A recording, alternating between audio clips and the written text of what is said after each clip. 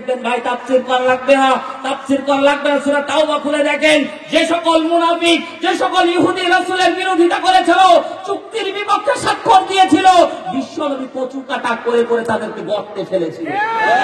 আমরা যেভাবে ক্ষমা করতে পারি মনে করো না, আমরা মারতেও পারি, কিন্তু রাসূল আদর্শ শিখিয়েছে, এজন্য ক্ষমা করে দিই। কথা বলে ঠিক কিনা?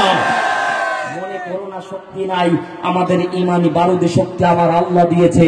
বদর প্রমাণ করে, আল্লাহর নবী সাল্লাল্লাহু আলাইহি ওয়াসাল্লাম বলেন, সূরা আনফাল প্রমাণ করে, দলে দলে আমার আল্লাহ ফেরেশতা নাযিল করেছিল।